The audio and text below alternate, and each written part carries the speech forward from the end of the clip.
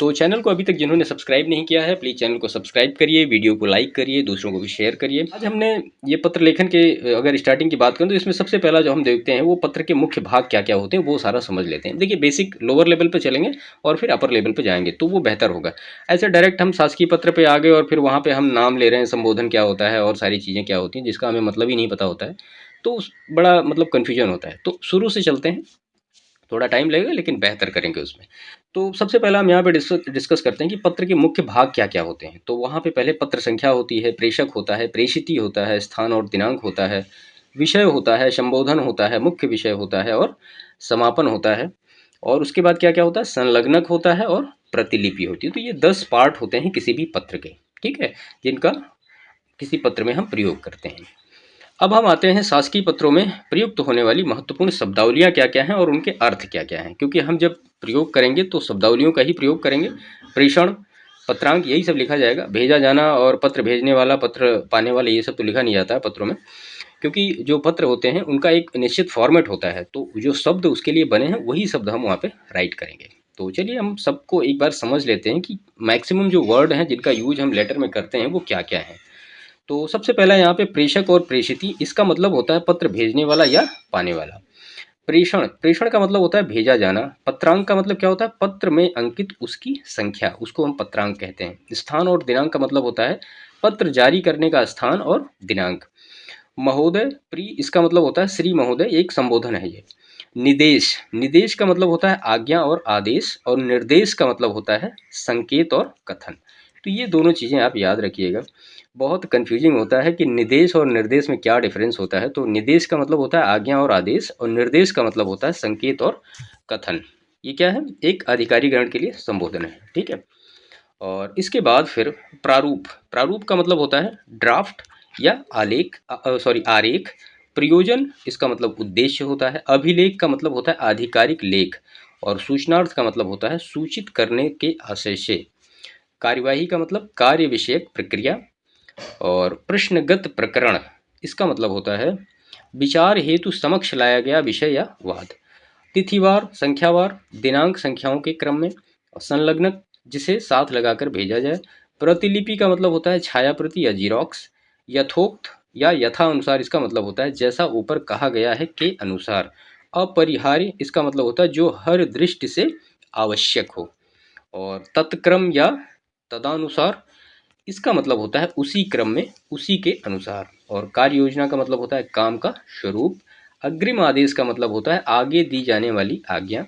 तत्काल प्रभाव का मतलब होता है तुरंत, अपने स्तर से। शीघ्रातिशीघ्र, यथाशीघ्र, इसका मतलब होता है जल्दी से जल्दी, जितना जल्दी हो सके। समयांतर्गत, इसका मतलब होता है समय सीमा के भीतर। और समीचीन, समीचीन का मतलब होता है जो वर्तमान में प्रासंगिक और अनुकूल हो। विचारार्थ, इसका मतलब विचार करने के आशय से है। ध्यानाकर्षण का मतलब होता है ध्यान आकर्षित करना। आहुत, इसका मतलब होता है जिसे बुलाया गया हो। और गोपनीय, यानी गुप्त रखे जाने योग्य। इसके बाद है फिर क्रियान्वयन, इसका मतलब होता है कार्य रूप में लाया जाना। नीतिगत, इसका मतलब होता है जो सरकारी नीति के अनुरूप हो। शासकीय या अशासकीय, शासन से जुड़ी हुई या प्रशासन से जुड़ी हुई। और ये प्रशासकीय का मतलब होता है प्रशासन से जुड़ी हुई। शासकीय, शासकीय मतलब होता है शासन से जुड़ी हुई या नहीं जुड़ी हुई। और परिपत्र का मतलब होता है एक साथ कई जगह भेजा जाने वाला पत्र, उसको हम परिपत्र कहते हैं। अनुस्मारक का मतलब होता है किसी की याद में प्रेषित या निर्मित, जिसको हम रिमाइंडर कहते हैं इंग्लिश में। ज्ञाप, जानने के लिए दिया गया आलेख। टिप्पणी का मतलब होता है कार्यालयी विधा में लिखा गया एक नोट। टिप्पण का मतलब होता है टिप्पणी लिखने की विधि को क्या कहा जाता है, टिप्पणी कहा जाता है। गजट, शासन द्वारा जारी अधिपत्र। नियत, जिसे तय किया गया हो। आयोजन, इसका मतलब होता है जिसे योजनाबद्ध किया जाए। अनुग्रहीत, इसका मतलब होता है उपकृत होने की स्थिति में। और पुनर्विचार का मतलब होता है दोबारा विचार किया जाना। अनुभाग का मतलब किसी विभाग का एक हिस्सा। नियमावली का मतलब होता है नियमों का संग्रह। प्रोन्नतिकरण का मतलब होता है प्रमोशन का कार्य। स्थानांतरण का मतलब होता है एक स्थान से दूसरे स्थान पर भेजा जाना। अपेक्षित निर्णय का मतलब जिस निर्णय की अपेक्षा हो। प्रस्तावित का मतलब जिसका प्रस्ताव किया गया हो। अग्रेतर कार्रवाई का मतलब होता है आगे की कार्रवाई। और कृत कार्रवाई का मतलब होता है की गई कार्रवाई, ठीक है। देखिए मैक्सिमम जितने शब्द हो सकते हैं वो सारे ले लिए गए हैं, छूटने की संभावना बहुत कम है। पत्रावली का मतलब होता है पत्र की फाइल। वांछित विवरण का मतलब जिस विवरण की इच्छा हो। सापेक्षिक का मतलब किसी के अनुरूप। आय व्यय विवरण, आमदनी और खर्च का हिसाब। मदों का आवंटन का मतलब राशि का दिया जाना। दैनिक, दैनिक वेतनभोगी जो दिहाड़ी वेतन प्राप्त करता हो। पूर्वानुमति, पहले से प्राप्त कर ली गई आज्ञा। और शासनादेश का मतलब होता है शासन द्वारा दिया गया आदेश। सूचना पटल, अधिकृत सूचना दर्ज करने का स्थान। कार्य दिवस का मतलब कार्यालय खुलने का दिन। अनुल्लंघनीय का मतलब जिसका उल्लंघन न किया जा सके। अनुशासनात्मक, अनुशासन के नियमों से जुड़ा हुआ। सेवा शर्तें, पद की सेवाओं से जुड़ी शर्तें। दंडात्मक का मतलब होता है दंड दिए जाने योग्य। प्रत्युत्तर, किसी पत्र के सापेक्षिक दिया गया उत्तर, इसको हम कहते हैं प्रति उत्तर। ठीक है। और कर्मिक का मतलब होता है कर्मचारी। तो ये इतने अधिकतम शब्द ले लिए गए, इससे ज़्यादा आपको शब्द पत्र लेखन में नहीं मिलेंगे फिलहाल। ठीक है, तो इनको आप सही से एक बार दो बार रिमाइंडर कर लेंगे तो आपको ये सारी चीज़ें समझ में आने लगेंगी कि पत्र में जो चीज़ें लिखी रहेंगी तो आपको उसका हिंदी का मतलब जो होगा या वो सारी चीज़ें क्लियर रहेंगी। ठीक है, तो ये तो बेसिक इन्फॉर्मेशन या आप ये कह सकते हैं कि पत्र लेखन के जो बेसिक कॉन्सेप्ट हैं वो यहाँ पे हमने डिस्कस किए। अब हम शुरू करते हैं शासकीय पत्र के बारे में कि शासकीय पत्र क्या होता है और उसकी सारी डिटेल क्या होती है, कैसे लिखा जाता है, ये सारी चीज़ें। ठीक है, तो यहाँ पे हम शुरू करते हैं शासकीय पत्र। देखिए शासकीय पत्र क्या होता है, आलेखन का वह औपचारिक प्रारूप होता है जिसमें एक पद से दूसरे पद को किसी शासकीय नीतियों, निर्णयों, आदेशों, निर्देशों अथवा सूचनाओं इत्यादि के सापेक्षिक पत्र व्यवहार किया जाता है। तो यानी ये एक पद से दूसरे पद पर शासकीय नीतियों, निर्णयों, आदेशों, इन सब चीज़ों के लिए किया जाता है। किस चीज़ का पद, वो शासकीय पत्र होता है। ठीक है, इसमें कुछ पॉइंट हैं। पहला है इसका उद्गम सदैव किसी शासकीय पद से होता है। दूसरा, यह सदैव पद से पद की ओर प्रेषित किया जाता है। इसका संचालन द्विआयामी अर्थात कनिष्ठ से वरिष्ठ की ओर और वरिष्ठ से कनिष्ठ की ओर होता है। इसकी विषय वस्तु के रूप में शासकीय कार्य व्यवहार से जुड़ी सूचनाएं, आदेश, निर्देश इत्यादि निहित होते हैं जिनको प्रेषित किया जाना शासकीय दृष्टि से आवश्यक होता है। और उसके बाद फिर भाषा सदैव सटीक, सारगर्भित, रूढ़ व औपचारिक होती है जिसमें किसी व्यक्तिगत भाव के लिए स्थान नहीं होता है। इसकी शब्दावली भी विशिष्ट प्रकार की होती है जिसमें शासकीय प्रयोजन निहित होता है। और पांचवा इसका पॉइंट है पत्र का प्रारूप सदैव नियत व औपचारिक होता है जिसे सरकार के अधिकृत मुद्रणालय द्वारा सभी विभागों को यथासमय उपलब्ध करा दिया जाता है। देखिए ये सब डेफिनेशन है, इनको आपको समझना पड़ेगा, सही से याद अगर नहीं रखेंगे तो फिर आप पत्र लिखने में गलतियां होंगी। प्रारूप नियत होने से सरकार के सभी अंगों के कार्य व्यवहार में एक रूपता और विशिष्टता बनी रहती है। पत्र का संबोधन सदैव पद के सापेक्षिक नियत और वह औपचारिक होता है। संबोधन की शब्दावली सामान्यतः महोदय लिखा जाता है। ठीक है, इस पत्र का समापन किसी साथ खास शब्दावली का व्यवहार कदापि नहीं किया जाता है। और इसका जो लास्ट पॉइंट है, सरकारी गजट में इसका प्रकाशन अनिवार्य होता है। पद के दायित्वों का निर्वहन करने की दृष्टि से यह पत्र विभिन्न पदाधिकारियों द्वारा प्रयुक्त किया जाता है। यह अभिलेखीय महत्व के रूप में संरक्षणीय भी होता है। ठीक है, तो ये सारी चीज़ें शासकीय पद के बारे में थी। डेफिनेशन हमने आपको बताई और उसकी लिमिटेशन बताई कि क्या किया जाना और क्या नहीं किया जाना है। अब हम इसके इंपॉर्टेंस को देखते हैं कि इसका महत्व क्या क्या है।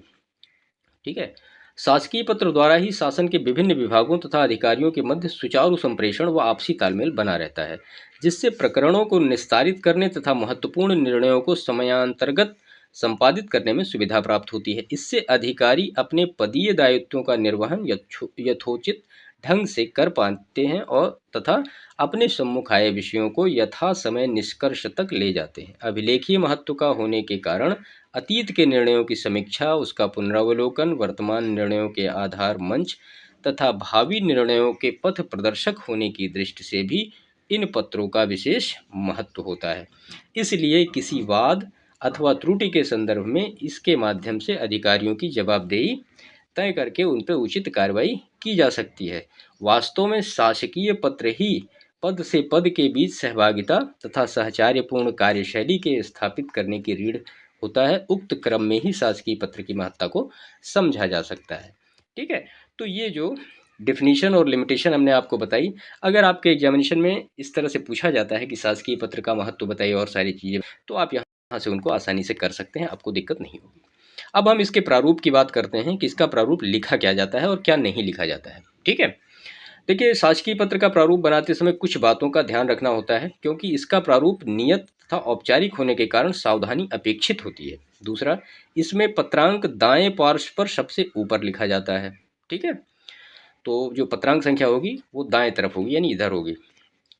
और अभी आप देखिएगा, आप मतलब इस जैसे ही ये सारा खत्म होगा आपको समझ में आ जाएगा कि हाँ, दिमाग में एक मोटा मोटा एक मैप बन जाएगा कि हाँ, ऐसे ही शासकीय पत्र लिखा जाता है। प्रेषक का नाम, पद नाम तथा शासकीय पते का उल्लेख बाएं पार्श्व पर हाशिए छोड़ते हुए किया जाता है। ध्यातव्य है कि नाम में श्री के अतिरिक्त कोई अन्य उपाधि सूचक शब्द नहीं लगाते हैं। ठीक है, जैसे डॉक्टर वॉक्टर ये सब नहीं लिखते, आप सिर्फ केवल श्री का भी यूज करेंगे। प्रेषक के कॉलम के नीचे प्रेषती के पदनाम तथा शासकीय पदे का उल्लेख किया जाता है। इसमें उसके नाम का उल्लेख नहीं रहता है। ठीक है, इसमें बाएं पार्श्व पर शुरू से अंत तक हाशिया छोड़ा जाता है, जिसका उपयोग अनुभाग संख्या लिखने में किया जाता है। और इसके बाद अनुभाग संख्या के ठीक सम्मुख दाएं पार्श्व पर स्थान तथा दिनांक का उल्लेख किया जाता है। और इसके पश्चात संक्षिप्त रूप से विषय का उल्लेख किया जाता है। इसमें संबोधन के रूप में महोदय की औपचारिक शब्दावली का ही प्रयोग औपचारिक शब्दावली का ही व्यवहार किया जाता है। इसके अतिरिक्त अन्य किसी प्रकार के अभिवादन सूचक शब्द को नहीं लिखा जाता है। तो ये छोटी छोटी चीज़ें, इनको ध्यान रखिएगा। जब भी आप पत्र लिखेंगे तो इसमें आपके नंबर कटने की संभावना बिल्कुल नहीं होगी। मुख्य विषय की प्रथम पंक्ति में एक विशिष्ट शब्द निदेश शामिल करते हुए पत्र प्रारंभ किया जाता है। यहाँ ध्यातव्य है कि यदि किसी कनिष्ठ पद से वरिष्ठ पद की ओर पत्र लिखा जाता है तो प्रथम पंक्ति इस प्रकार हो सकती है: उपयुक्त विषय के संदर्भ में प्राप्त निर्देश द्वारा आपसे निवेदन है कि, उसके बाद फिर डैश, और फिर क्योंकि पद छोटा या बड़ा, यह यथानुसार राज्यपाल अथवा राष्ट्रपति के स्तर से ही अपने पदीय दायित्व का निर्वहन करता है, अतः यहाँ निदेश शब्द का प्रयोग अनुचित नहीं माना जाएगा। इसके बाद फिर प्रथम प्रस्तर में प्रस्तर संख्या का उल्लेख नहीं किया जाता है, जबकि शेष प्रस्तरों में प्रस्तर संख्या क्रमशः बाएं पार्श्व पर ही उल्लेखित कर दी जाती है। और इसके बाद इसकी भाषा औपचारिक व तटस्थ भाव से होने के कारण सटीक व नपी तुली होती है, जिसमें किसी आत्मीयता सूचक शब्द का उपयोग नहीं होता, अर्थात कष्ट करें या अनुग्रहित होऊंगा इत्यादि का उल्लेख नहीं होता है। पत्र के अंतिम प्रस्तर में इस प्रकार की पंक्तियों का उल्लेखित होता है: तत्काल प्रभाव से उक्त का अनुपालन सुनिश्चित करा, कृत कार्यवाही से शासन को शीघ्र अवगत कराएं। तो ऐसी पंक्तियां लास्ट में लिखी जाती हैं। और इसके बाद मुख्य विषय समाप्त होने के पश्चात दाएं पार्श्व पर प्रेषक औपचारिक शब्द भौदीय लिखकर अपना हस्ताक्षर तथा लघु कोष्टक में संक्षिप्त नाम और पदनाम का उल्लेख करता है। तो ये जो छोटी छोटी चीज़ें हैं ना, इसको ध्यान रखिएगा। पदनाम लिखने के पश्चात पूर्ण विराम लगा दिया जाता है। यहाँ धातव्य है कि यदि ऊपर प्रेषक ने श्री अथवा कॉडर का उल्लेख किया हो तो भी यहाँ पर उसका उल्लेख कदापि नहीं किया जाएगा, बस अति संक्षिप्त रूप से नामोल्लेख किया जाएगा। इसके बाद यदि पत्र के साथ कोई संलग्नक हो तो भौदी के सम्मुख बाएं पार्श्व पर उसका उल्लेख यथोचित ढंग से किया जाना चाहिए। और यदि उक्त संदर्भ में प्रतिलिपि भेजा जाना आवश्यक हो तो उसका उल्लेख करते हुए प्राप्तकर्ता अधिकारियों और उसके कार्यालय का विवरण दिया जाता है। इसके नीचे दाएं पार्श्व पर आज्ञा से लिखते हुए प्रतिलिपि भेजने के लिए जिम्मेदार अधिकारी का विवरण अंकित किया जाता है। और इसके बाद शासकीय पत्र आलेखन में सर्वाधिक महत्वपूर्ण है, क्योंकि इसके अभ्यास से परिपत्र अथवा अनुस्मारक तैयार करने में सुविधा रहती है। तो ये आपका पूरा शासकीय पत्र के बारे में डिटेल था। जितना अधिकतम हो सकता है वो सारी चीज़ें यहाँ पे लिख दी गई हैं और मैंने उनको आपको बता भी दिया है सारी चीज़ों को। ठीक है, आप इस वीडियो को एक बार दो बार देखेंगे, इनको नोट करेंगे पॉइंट टू पॉइंट, तो आपको क्लियर हो जाएगा कि शासकीय पत्र लिखते समय हमें किन सब चीज़ों का ध्यान रखना चाहिए, कौन कौन सी ऐसी चीज़ें हैं जिनका उपयोग करके हम शासकीय पत्र को अच्छी तरीके से व्यवहारिक रूप से लिखा जा सकता है और गलतियां ना करें। ठीक है, देखिए पत्र लिखते समय जो छोटी छोटी मिस्टेक्स होती हैं वो यहाँ पे हमने लगभग 15 पॉइंट में कंसिडर करने की कोशिश की है, जिनका कि आप इस हिसाब से कर सकते हैं। अब यहाँ पे अगर हम बात करें इसके उदाहरण की, तो एक मिनट, तो यहाँ पे अगर बात की जाए इसके एग्जाम्पल की, कि इसका प्रारूप तो हमने आपको बता दिया, लैंग्वेज में बताया कि प्रारूप कैसे कैसे लिखा जाएगा, ठीक है। अब अगर यहाँ पे एक प्रारूप लिखने की बात हो तो वैसे जो भी चीज़ें यहाँ लैंग्वेज में लिखी हैं 15-16 पॉइंट में लिखा गया है, ये सारी चीज़ें अगर आप इनकी समरी रख लेंगे तो आपको पूरा मिल जाएगा। तो मैं आपको यहाँ पर लिख के बताता हूँ। देखिए सबसे पहले क्या है, पत्रांक संख्या कहाँ लिखी जाएगी, वो यहाँ पे लिखी जाएगी, ठीक है। और उसके बाद फिर लिखा जाएगा प्रेषक, तो प्रेषक में यहाँ नाम पदनाम हो जाएगा। उसके बाद फिर यहाँ लिखा जाएगा सेवा में, और फिर यहाँ पे पद और पता हो जाएगा, ठीक है। और इसके नीचे फिर आएगा अनुभाग, अनुभाग के नीचे फिर क्या आएगा, वो आएगा विषय, और विषय के बाद फिर से यहाँ पे लिखा जाएगा दिनांक और स्थान। तो ये चीज़ें क्लियर हो गई, ये इतना एक माइंड में आप ओवरव्यू रखिएगा। इसके बाद फिर अगर हम देखें, फिर यहाँ पे लिखा जाएगा विषय, ठीक है। तो ये विषय पूरा हो जाएगा। उसके बाद यहाँ क्या लिखा जाएगा, केवल महोदय लिखा जाएगा और कोई चीज़ वैसी नहीं लिखी जाएगी। उपयुक्त विषय में निर्देश हुआ है कि, जो भी आपकी प्रॉब्लम है, जो भी आपको लिखना है उसमें लिख दीजिए। और फिर उसके बाद नीचे आप आएंगे तो यहाँ पे लिखा जाएगा संलग्नक, जितने संलग्नक हैं आप उनको अटैच कर दीजिए। और फिर यहाँ पे लिखा जाएगा भवदीय हस्ताक्षर, और क्या होगा, नाम और पदनाम, ये क्या होंगे, नाम जो होगा वो ब्रैकेट में होगा और पदनाम जो होगा वो ब्रैकेट में नहीं होगा। देखिए छोटी छोटी चीज़ें हैं, मिस्टेक होती हैं, तो इनसे फिर क्वेश्चन को गलत होने की संभावना रहती है। तो ये छोटी छोटी चीज़ें ध्यान रखिएगा। आप ऊपर पढ़ेंगे जो 15 पॉइंट है वही सारी चीज़ें मैं आपको बता रहा हूँ, कुछ अलग नहीं बता रहा हूँ इसमें। तो इसके बाद फिर संलग्नक के नीचे जो आएगा वो प्रतिलिपि किसको किसको भेजी जा रही है, तो प्रतिलिपि यहाँ पे हो जाएगी सबको। और फिर इसके नीचे आएगा नाम आज्ञा से, आज्ञा से में हस्ताक्षर होगा। और फिर नाम जो होगा वो हमेशा ब्रैकेट में होगा शासकीय पद में पत्र में, और पद नाम जो होगा वो ब्रैकेट में नहीं होगा। तो ये इसका ओवरऑल फॉर्मेट होता है शासकीय पत्र का, ठीक है। जो कि यहाँ पे हमने खैर लिया नहीं है, लेकिन हमने आपको ये सारी चीज़ें बता दी, आप इसके हिसाब से इसको कर सकते हैं। अर्धशासकीय पत्र, तो इसका सबसे पहले हम देखते हैं डेफिनेशन क्या है। देखिए अर्धशासकीय पत्र पर यह आलेखन प्रारूप होता है जिसे शासकीय कार्य व्यवहार के लिए विभिन्न अधिकारियों अथवा किसी अशासकीय व्यक्ति के मध्य व्यक्तिगत स्तर पर विचार विमर्श इत्यादि हेतु प्रेषित किया जाता है, ठीक है। तो अर्धशासकीय पत्र वह आलेखन का प्रारूप होता है जिसे शासकीय कार्य व्यवहारों के लिए विभिन्न अधिकारियों अथवा किसी अशासकीय व्यक्ति के मध्य, यानी अधिकारियों और अशासकीय व्यक्ति के मध्य व्यक्तिगत स्तर पर विचार विमर्श हेतु किया जाता है, ठीक है। तो ये अर्धशासकीय पत्र की डेफिनेशन है। अब हम इसकी विशेषता देखते हैं, या इसका जो इम्पोर्टेंस है या लिमिटेशन है, जो भी आप कह सकते हैं, तो वहाँ पे हम वन बाय वन सारे पॉइंट में देख लेते हैं। तो इसका जो पहला पॉइंट है, अशासकीय पत्र का उद्गम सदैव किसी अधिकारी के स्तर से होता है। दूसरा, यह प्रायः एक अधिकारी के स्तर से दूसरे अधिकारी को प्रेषित किया जाता है।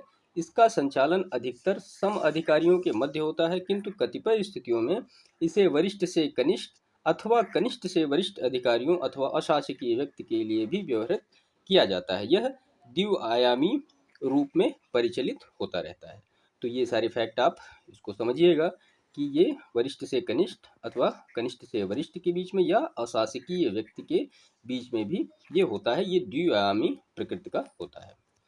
इसके बाद नेक्स्ट इसका पॉइंट है, पत्र की विषय वस्तु के रूप में शासकीय कार्य व्यवहार से जुड़ी सूचनाएं, आदेश, निर्देश इत्यादि निहित होते हैं। विभिन्न विषयों पर अधिकारियों के मध्य गोपनीय मामलों पर विचार विमर्श, वार्ता प्रक्रिया, ध्यानाकर्षण तथा बैठक इत्यादि आहूत करने के लिए भी इसका उपयोग किया जाता है। देखिए सबसे पहले इस वीडियो के हमने आपको बताया था कुछ पर्टिकुलर जो शब्दावली थी, प्रशासनिक शब्दावली, उनका मतलब क्या होता है। तो वो बताने का सिर्फ एक मतलब था कि जो ये शब्द आते हैं ना, अब जैसे यहाँ पे आ गया आहूत, तो इसका जो मीनिंग क्या होता है, तो ये सारा उसमें बताया गया है।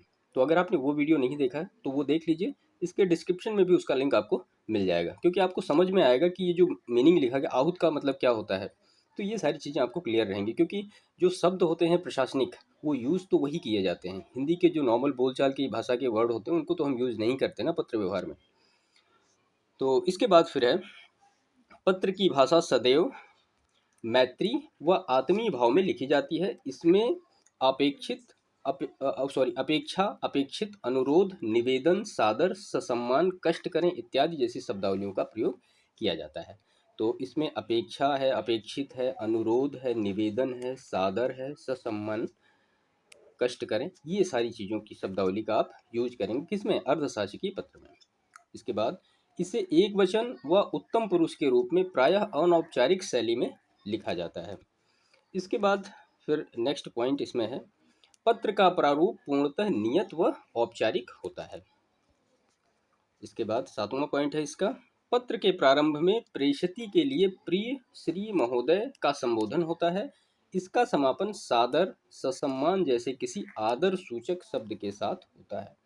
और इसका 9वां पॉइंट है, व्यक्तिगत होने के कारण पत्र को सदैव प्रेषिती ही खोलता है। पत्र के वैयक्तिक महत्व का होने के कारण इसकी प्रतिलिपि भेजा जाना समीचीन नहीं होता। अब समीचीन का मतलब क्या होता है, तो ये आपको जानने के लिए इसके जो पहले वाला वीडियो है वो आप देखिए, आपको ये सारे शब्द, या प्रेषिती का मतलब क्या होता है, समीचीन का मतलब क्या होता है, तो ये सारे वर्ड आपको वहाँ पे मिल जाएंगे, या प्रतिलिपि का मतलब क्या होता है। इसके बाद फिर हम आते हैं इसके महत्व पे। अब इसका महत्व क्या होता है, अभी ऊपर हम देख रहे थे कि विशेषताएं क्या क्या होती हैं, अब इसका हम महत्व देखते हैं। शासन के मध्य विभिन्न अधिकारियों के आपसी क्रियान्वयन को सुचारू करने तथा शासन से बाहर भी संपर्क स्थापित करके शासकीय लाभों को प्राप्त करने की दृष्टि से ये पत्र बेहद उपयोगी होते हैं। ठीक है, पत्र के माध्यम से अधिकारीगण किसी मामले में व्यक्तिगत रुचि लेते हुए आवश्यक कार्यों के शीघ्र निस्तारण पर ध्यान देते हैं, जिससे नीतियों निर्णयों के क्रियान्वयन संबंधी गतिशीलता प्राप्त होती है। ये पत्र वस्तुतः विभिन्न अधिकारियों के साथ साथ शासन नागरिक जीवन के बीच संपर्क की रीढ़ होते हैं। इनके द्वारा वैयक्तिक विवेक का उपयोग करते हुए अधिकारीगण अपने दायित्वों को यथा समय पूर्ण करते हैं। क्योंकि शासकीय कार्य व्यवहार में ऐसे अनेक अवसर उपस्थित होते हैं जब अधिकारियों को व्यक्तिगत स्तर पर शासकीय कार्यों का संपादन करना अपेक्षित हो जाता है। उस दशा में अर्धशासकीय पत्र ही यह बेहद महत्वपूर्ण पत्र दिया जाता है, जिसे अपेक्षित कार्य सुगमता से किया जाता है। तो आपने यहाँ पे अभी देखा कि इसके महत्व का, इसका महत्व क्या होता है, इसकी विशेषताएं क्या होती हैं, और इसकी जो डिफिनीशन थी वो आपने यहाँ देखी। तो आई होप आपको समझ में आया होगा सारी चीज़ें, क्योंकि इसको सिंपल हिंदी भाषा में लिखा गया है कि चीज़ें बेहतर तरीके से समझ में आए। अब हम देखते हैं शासकीय पत्र और अर्धशासकीय पत्र में मतलब अंतर क्या होता है। ठीक है, तो शासकीय पत्र हम पहले देख चुके हैं, अर्धशासकीय पत्र हमने आज देखा है। तो दोनों में डिफरेंस देख लेते हैं, कभी कभी एग्जामिनेशन में पूछा भी जाता है, लिखने के लिए आ जाता है, तो वहाँ भी आपके लिए हेल्पफुल होगा और जानने के लिए भी आपके लिए काफ़ी बेहतर होगा। तो इसमें पहला दिया है, पद से होता है, यानी पद से पद की ओर होता है शासकीय पत्र, अधिकारी व्यक्ति के स्तर से होता है। ठीक है, दूसरा जो है इसमें सदैव पद से पद की ओर प्रेषित, अर्थात वरिष्ठ से कनिष्ठ की ओर अथवा कनिष्ठ से वरिष्ठ की ओर प्रेषित होता है। प्रायः सामान्य स्तर से कि अधिकारी से अधिकारी के स्तर पर अथवा किसी अशासकीय व्यक्ति को भी प्रेषित होता है। ठीक है, तो इसका डिफरेंस आप बेहतर तरीके से समझ लेंगे तो आपको ये भूलेगा नहीं और दोनों चीज़ें आपको समझ में आएंगी। तीसरा है, शासकीय प्रयोजन तथा औपचारिक पदीय दायित्वों की पूर्ति से जुड़ी, और अर्धशासकीय में शासकीय प्रयोजन हेतु ध्यानाकर्षण, विचार विमर्श तथा गोपनीय मामलों पर वार्ता से संदर्भित।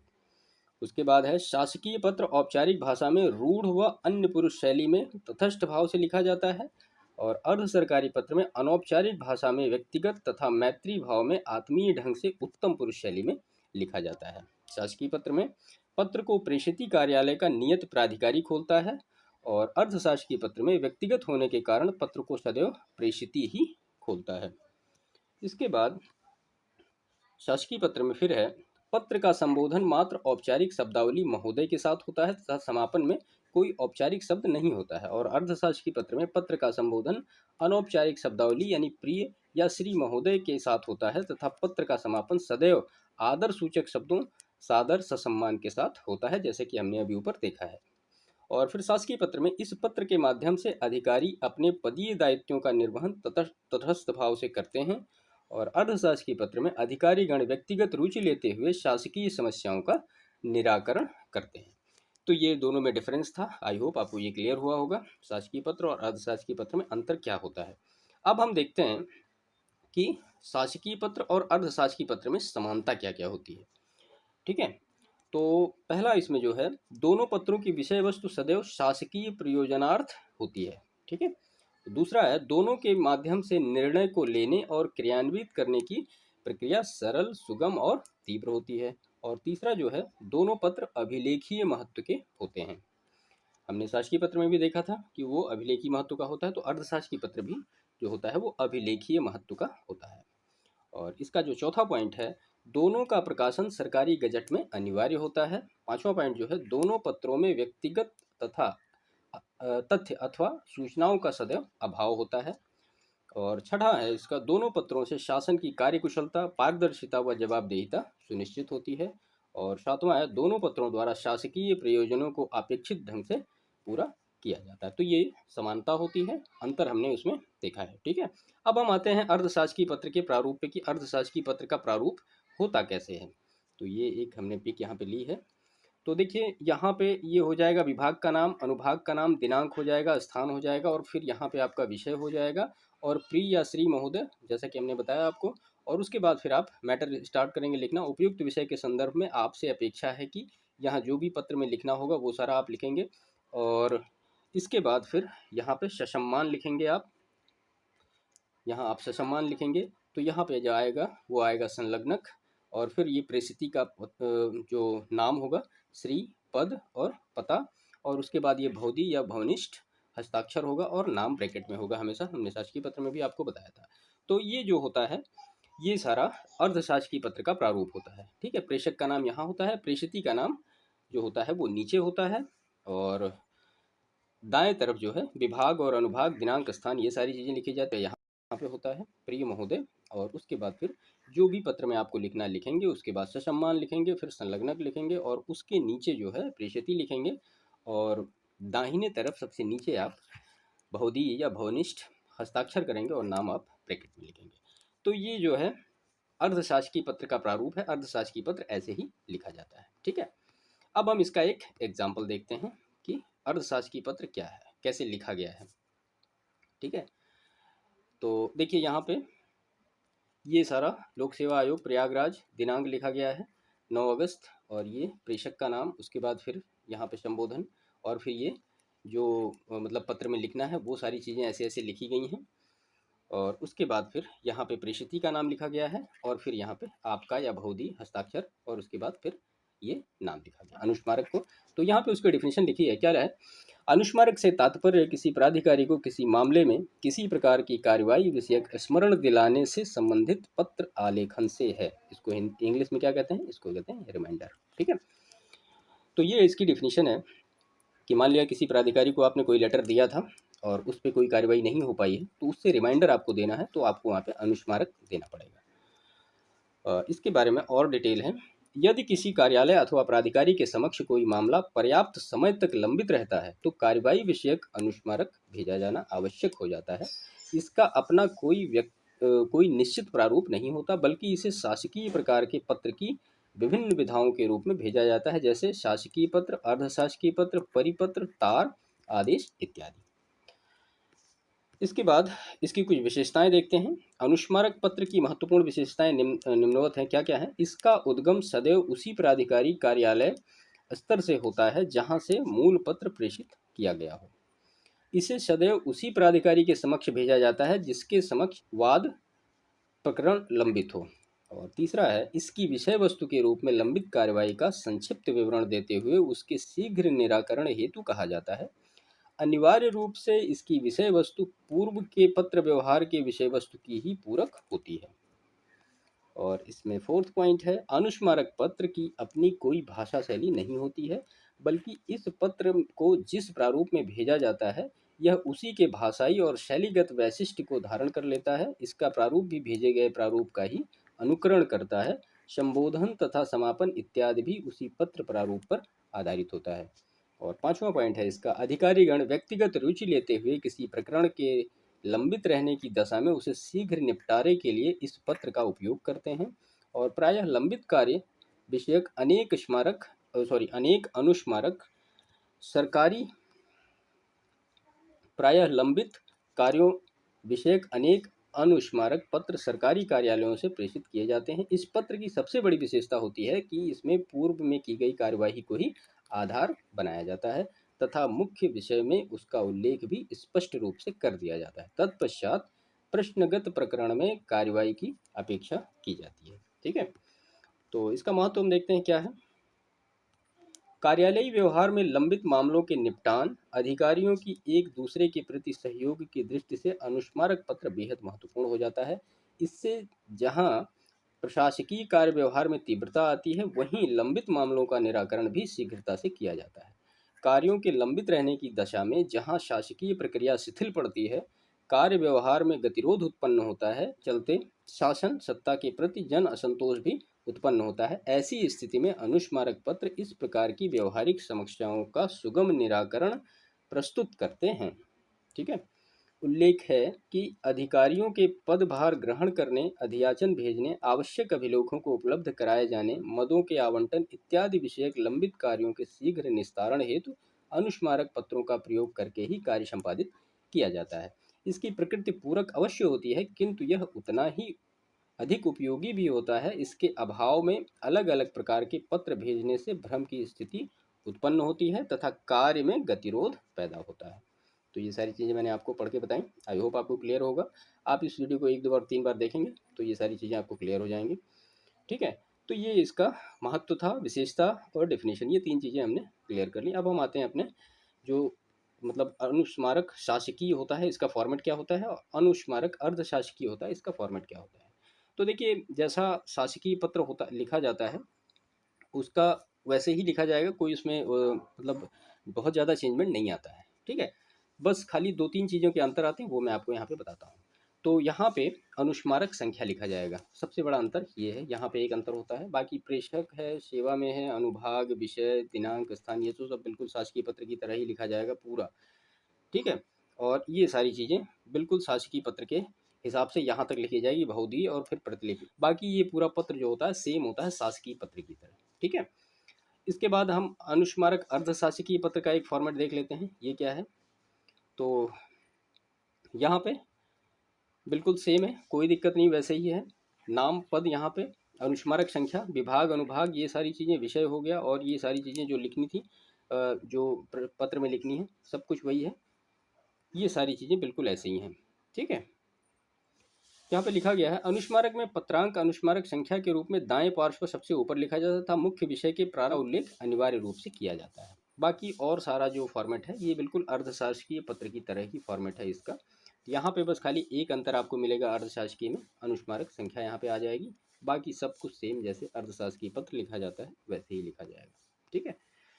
तो ये सारी चीज़ें आई होप आपको क्लियर हुई होंगी, जिसमें अनुस्मारक के बारे में हमने सारी डिटेल यहाँ पे देखी है। तो यहाँ पे हमने देखा क्या क्या आज, एक तो अनुस्मारक की डेफिनेशन देखी और उसकी विशेषताएं देखी, उसका महत्व देखा, और उसके बाद फिर उसके जो फॉर्मेट हैं अकॉर्डिंग टू शासकीय पत्र और अकॉर्डिंग टू अर्धशासकीय पत्र, दोनों में अलग अलग अनुस्मारक कैसे लिखा जाए। क्योंकि अनुस्मारक जो पत्र होता है वो इंडिपेंडेंट तो लिखा नहीं जाता है। भाई आप कोई शासकीय पत्र या अर्धशासकीय पत्र किसी को भेजोगे, उसके बाद अगर वो चीज़ें काफ़ी दिन तक नहीं हो पाएंगी, त्वरित कार्रवाई के लिए इसको भेजा जाता है। तो इसके लिए कोई पर्टिकुलर फॉर्मेट नहीं होता है। तो फॉर्मेट जो होता है वो शासकीय का भी हमने दिखाया और अर्धशासकीय पत्र का भी हमने यहाँ पे दिखाया आपको। परिपत्र का प्रयोग ऐसी स्थिति में किया जाता है जब किसी नीति विषयक मामले की जानकारी समस्त संबंधित कार्यालयों विभागों को उपलब्ध करानी होती है। ठीक है। तो जब संबंधित कार्यालयों विभागों को जब उपलब्ध करानी होती है क्या, नीति विषयक कोई मामले की जानकारी, तब हम क्या करते हैं, तो फिर हम परिपत्र इश्यू करते हैं। प्रायः इस तरह की नोटिस आंतरिक और व्यापक जानकारी के लिए वितरित और प्रसारित की जाती है। फॉर एग्जाम्पल हम देखते हैं यहाँ पे, यदि शासन के स्तर पर अनुसूचित जातियों के प्रतिनिधित्व संबंधी कोई महत्वपूर्ण नीतिगत निर्णय लिया जाता है और शासन अपेक्षा करता है कि उक्त नीतिगत निर्णय की जानकारी समस्त विभागों को हो, तो इस स्थिति में परिपत्र के माध्यम से ही संबंधित जानकारी उपलब्ध कराई जाएगी। तो आई होप ये सारा चीज़ें आपको क्लियर हो गया होगा कि परिपत्र हम कब राइट करते हैं। ठीक है। इससे हम आगे बढ़ते हैं। इसमें है संक्षेप में, जब कोई शासकीय पत्र, कार्यालय ज्ञाप या ज्ञाप एक साथ अनेक प्रेषितियों को भेजा जा रहा हो तो उसे परिपत्र कहा जाता है। अतः स्पष्ट है कि आवश्यकता अनुसार परिपत्र शासकीय पत्र, कार्यालय ज्ञाप अथवा ज्ञापन तीनों रूपों में लिखा जा सकता है। सभी राज्य सरकारों को शासकीय पत्र भेजना अथवा कोई कार्यालय ज्ञाप भारत सरकार के सभी मंत्रालयों को भेजना किसके अंतर्गत आता है, ये परिपत्र के अंतर्गत आता है। इसी प्रकार यदि कोई ज्ञापन किसी मंत्रालय के सभी अनुभागों, अधिकारियों अथवा अधीनस्थ कार्यालयों के नाम भेजा जा रहा है तो वह भी परिपत्र कहलाएगा। तो ये सारी चीज़ें आपको क्लियर हुई होंगी कि परिपत्र कब लिखा जाता है और उसकी डिफिनीशन क्या होती है और कब किसी पत्र को हम परिपत्र कहेंगे। तो इन सब सारी चीज़ों से आपको ये क्लियर हो गया होगा। अब हम आते हैं परिपत्र और आदेश में अंतर क्या होता है। ठीक है, देखिए परिपत्र है, इसका उद्देश्य केवल सूचना देना होता है, किंतु किसी प्रकार के उत्तर की अनिवार्यता अपेक्षा नहीं की जाती है। ठीक है, और आदेश क्या होता है, इसमें उत्तर की अपेक्षा की जा सकती है। तो ये दोनों बेसिक डिफरेंस है, इसको आप याद रखिएगा। परिपत्र में जो उत्तर होता है उसकी अपेक्षा नहीं की जाती है। वो क्यों नहीं की जाती, आप जानते हैं, कोई नीतिगत निर्णय है, कोई विषयगत निर्णय है, उसके बारे में अगर जो अधीनस्थ कर्मचारी है या अधीनस्थ विभाग है या अनुभाग उनको बताना है, तो उसमें फिर उत्तर की अपेक्षा करने का कोई मतलब नहीं होता। और आदेश जो होता है इसमें उत्तर की अपेक्षा की जा सकती है। ठीक है, तो ये परिपत्र और आदेश में आपको अंतर समझ में आया होगा क्लियर वे में। इसके बाद है, हम परिपत्र का प्रयोग कब कब करते हैं। सामान्यतः निम्न परिस्थितियों में परिपत्र का प्रयोग किया जाता है। कब कब, पहला इसका पॉइंट है, आदेश, निर्देश या सूचना जब एक साथ बहुत से समस्त विभागों या अधिकारियों को प्रसारित करनी हो, यदि किसी विषय पर विभिन्न अधिकारियों की राय प्रकट करनी हो। दूसरा है, परिपत्र का प्रयोग प्रायः केंद्र सरकार द्वारा राज्य सरकारों, विभागों, सरकारों, अपनी अधीनस्थ सरकार, अधिकारियों अथवा उच्च अधिकारियों द्वारा अपने अधीनस्थ अधिकारियों को एक साथ ही लिए गए निर्णय से अवगत कराने के लिए किया जा सकता है। इसके बाद परिपत्र में निम्न बिंदुओं का उल्लेख होता है। क्या क्या बिंदु होते हैं परिपत्र में, उनको हम सारी चीजें यहाँ पे वन बाय वन देख लेते हैं। तो इसका जो पहला पार्ट है, परिपत्र के आरंभ में पत्र के मध्य भाग में परिपत्र संचारित या जारीकर्ता मंत्रालय या कार्यालय का नाम उल्लेख किया जाता है। दूसरा जो इसका पॉइंट है, परिपत्र में दूसरे क्रम में परिपत्र का क्रमांक बाईं तरफ कार्यालय या विभाग के उल्लेख के नीचे ही अंकित किया जाता है। देखिए जो चीज़ें यहाँ लिखी गई हैं इसी के अकॉर्डिंग जो उसका फॉर्मेट होगा, यानी जो प्रारूप होगा वो वैसा ही होगा। इसका जो तीसरा पॉइंट है, तीसरे स्तर पर परिपत्र का संक्षिप्त विषय दिया जाना उचित है। चौथा है, परिपत्र की विषय सामग्री सुगठित और प्रवाहपूर्ण हो। इसके बाद फिर पांचवा इसका पॉइंट है, परिपत्र का विषय न केवल संक्षिप्त अपितु अपने आप में सारगर्भित हो। छठा पॉइंट है, परिपत्र में जारी करने वाले अधिकारी का पदनाम एवं हस्ताक्षर होने चाहिए। और सातवां जो पॉइंट है इसका, परिपत्र जिन कार्यालयों एवं व्यक्तियों को जारी किया गया हो उनका उल्लेख पृष्ठांकन में क्रमबद्ध होना चाहिए। तो ये सारी चीजें थी। अब हम इसके प्रारूप पे आ गए। तो यहाँ पे हमने जो देखा कि परिपत्र लिखते समय क्या क्या सावधानी बरतनी चाहिए, और परिपत्र और आदेश में अंतर क्या क्या होता है, परिपत्र की डेफिनेशन देखी, उसका महत्व देखा, और वो कब लिखा जाता है और किस फॉर्मेट में लिखा जाता है, ये सारी चीज़ें हमने देखी। तो इतनी सारी चीज़ें आई होप आपको क्लियर हुई होंगी। एक चीज़ इसमें आपको और मुझे बतानी थी, ये यहाँ पे आ नहीं पाया था, तो मैं आपको ऐसे बता देता हूँ, छोटी सी बात है, ज़्यादा कोई मतलब उसमें इतना कन्फ्यूजन नहीं होगा। एक बार प्रश्न पूछा गया है कि कार्यालय आदेश और परिपत्र में अंतर क्या होता है। ठीक है, कार्यालय आदेश और परिपत्र, इसमें अंतर पूछा गया है आरओ के एग्जामिनेशन में, शायद 2014 में ही पूछा गया है। तो इसमें अंतर यहाँ पे पॉइंट वाइज मैं आपको बता देता हूँ, आप इनको नोट कर लीजिएगा। तो अगर कार्यालय आदेश की बात करें तो इसमें जो पहला पॉइंट होगा, देखिए कार्यालय आदेश का प्रयोग आंतरिक प्रशासन संबंधी आदेश जारी करने के लिए किया जाता है। तो कार्यालय आदेश का प्रयोग कब किया जाता है, जब आंतरिक प्रशासन संबंधी आदेश जारी करने हो तब। यह वरिष्ठ से कनिष्ठ की ओर होता है, यानी ये जो होता है ऊपर से नीचे की तरफ होता है। और अगर परिपत्र की बात करें यहाँ पे, तो परिपत्र का प्रयोग नीति विषयक मामले की जानकारी समस्त संबंधित कार्यालयों, विभागों को उपलब्ध कराने के लिए किया जाता है। ठीक है, तो ये पहला अंतर था कार्यालय आदेश और परिपत्र में।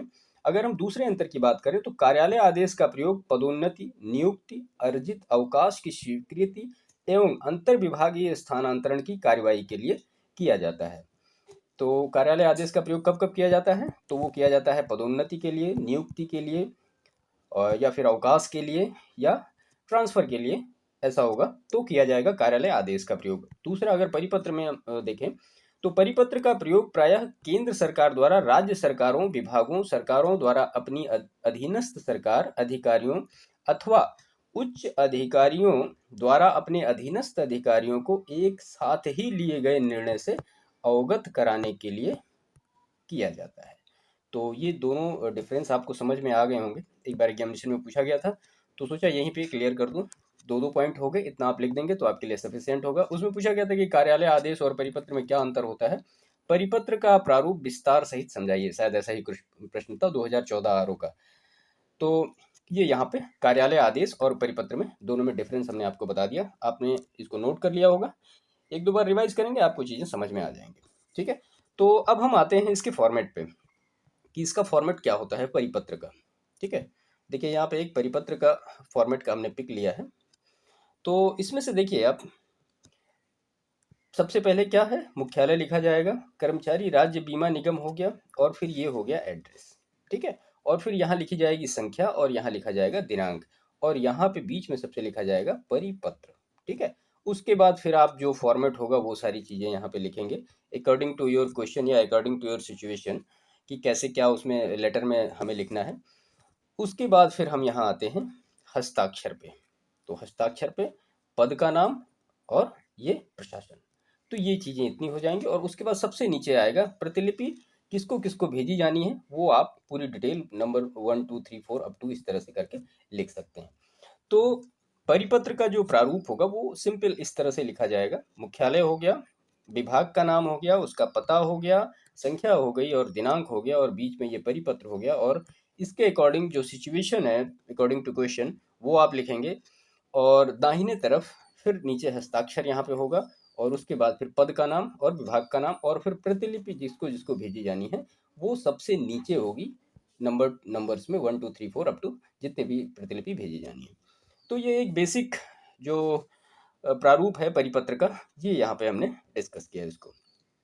अब हम इसके एक एग्जाम्पल को देख लेते हैं तो चीज़ें क्लियर हो जाएंगी। देखिए ये परिपत्र का एक उदाहरण है। तो परिपत्र जो है शासकीय पत्र के रूप में लिया गया है, भारत सरकार खाद्य कृषि मंत्रालय, पत्रांक संख्या इतनी है, फिर प्रेषक, और यहाँ पे जो होगा नाम उसका, फिर पद का नाम भारत सरकार सेवा में, और उसके बाद फिर समस्त राज्य सरकारें, ये किसी पर्टिकुलर नीति या जो निर्णय होते हैं उनसे अवगत कराने के लिए किया जाता है, तो ये काफ़ी लोगों को भेजा जाता है एक साथ।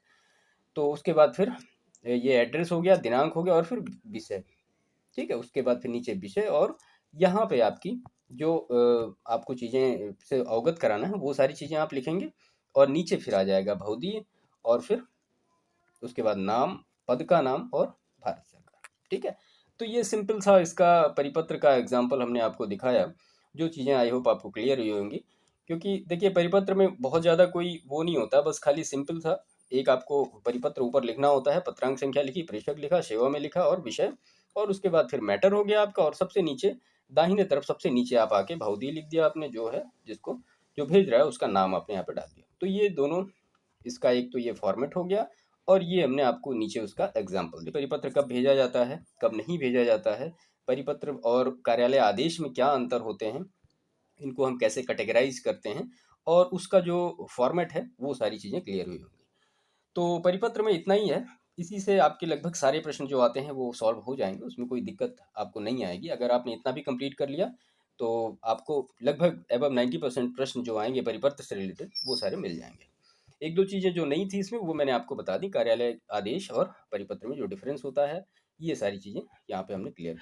हम देखते हैं यहाँ पे प्रतिवेदन, इसके बारे में सबसे पहले क्या देखेंगे, एक तो इसका ये देखेंगे डेफिनेशन क्या होता है प्रतिवेदन, उसके बाद देखेंगे कि प्रतिवेदन क्या नहीं है, और उसके बाद फिर इसमें आएगा प्रतिवेदन के प्रमुख तत्व क्या हैं, और उसके बाद फिर प्रतिवेदन के प्रकार क्या होते हैं, और फिर प्रतिवेदन के भाग कितने होते हैं, और फिर प्रतिवेदन का प्रारूप, और फिर उसके उदाहरण। ऐसे ही विज्ञप्ति में हम उसकी डेफिनेशन, उसके टाइप, और फिर उसका उदाहरण होता है, फिर उसका एक प्रारूप, ये सारी चीज़ें 1 बाय 1 कवर करेंगे। तो चलिए शुरू करते हैं। तो सबसे पहले प्रतिवेदन। देखिए प्रतिवेदन क्या है, प्रतिवेदन अंग्रेजी शब्द के रिपोर्ट शब्द का हिंदी रूपांतर है। हालांकि अपने विशिष्ट और गूढ़ अर्थ में प्रतिवेदन शब्द का अर्थ, स्वरूप, लक्षण एवं विषय वस्तु अंग्रेजी के रिपोर्ट शब्द से काफ़ी भिन्न है। प्रतिवेदन शब्द प्रति उपसर्ग के साथ संयुक्त विद धातु का एक भाववाचक रूप है। इसका अर्थ समानांतर जानकारी होता है। हिंदी शब्दकोशों के अनुसार प्रतिवेदी का अर्थ अनुभव करने वाला अर्थात जानने वाला होता है। तो ये सारी चीज़ें आप क्लियर रखिएगा। इन सब चीज़ों को अगर 1 बाय 1 आप अपने कॉपी में राइट करते हैं मेंस की, तो फिर वहाँ पे आपकी एक जो आंसर होता है वो एक काफ़ी कॉम्पैक्ट और बेहतर आंसर होता है, कि उससे आपके शब्द भी अच्छे होते हैं और क्लियरिटी भी बेहतर होती है, जिससे जो एग्जामिनर होते हैं उनको जब एक दो शब्द उनको मिल जाते हैं पढ़ने के लिए, जैसे मिल गया यहाँ पे अनुभव करने वाला, जानने वाला, प्रति उपसर्ग, ये सब एक जो कॉन्स्टेंट टाइप के वर्ड होते हैं, तो इनसे नंबर पूरे के पूरे मिल जाते हैं, फिर कटने की संभावना बहुत कम होती है। तो ये आपने देखा प्रतिवेदन के बारे में, उसके शब्द का विच्छेदन। अब हम देखते हैं यहाँ पे प्रतिवेदन क्या है। तो देखिए, किसी घटना अथवा कार्य परियोजना से संबंधित विश्लेषण के उपरांत तैयार किया गया विवरण क्या कहलाता है? प्रतिवेदन।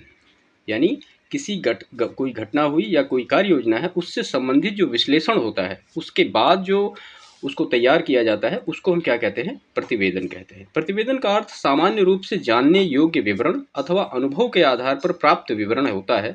सामान्य अर्थों में किसी घटना के परिप्रेक्ष्य में विभिन्न प्रकार की संबंधित जानकारी के आधार पर विशिष्ट उद्देश्य हेतु तैयार किया गया विवरण प्रतिवेदन होता है। इसे ही सीधे शब्दों में अंग्रेजी में रिपोर्ट अथवा हिंदी में प्रतिवेदन कहा जाता है। ठीक है, तो इसको इंग्लिश में रिपोर्ट या प्रतिवेदन कहा जाता है, और दोनों में डिफरेंस क्या होता है ये भी हमने ऊपर आपको बताया। तो इसका तीसरा पॉइंट है, प्रतिवेदन के अंतर्गत संबंधित घटना के संबंध में तर्क संगत साक्ष्य और उनसे जुड़े विश्लेषण मुख्य रूप से शामिल होते हैं। इसमें पक्ष और विपक्ष में उल्लेखित साक्ष्यों, वक्तव्यों और अभिमतों को आवश्यक रूप से शामिल किया जाता है। इसके बाद फिर इसका फोर्थ पॉइंट है, समग्र रूप से ऐसा विवरण होता है जिसमें मूल विषय वस्तु, संबंधित प्रमाण, पक्ष और विपक्ष से जुड़े अभिमत के आधार पर तैयार सुझाव आदि अनिवार्य रूप से इंगित किए जाते हैं।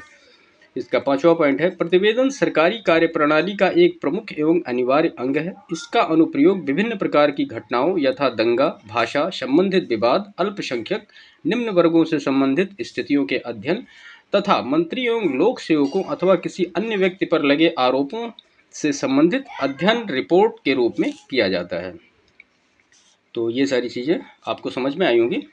इसके बाद प्रतिवेदन एक ऐसा अभिलेख पत्र यानी इतिवृत्त है जिसे सरकारी अथवा गैर सरकारी रूप में गठित समिति अथवा व्यक्ति विशेष के द्वारा संबंधित प्रमाण और पर्याप्त छानबीन के आलोक में तैयार किया जाता है।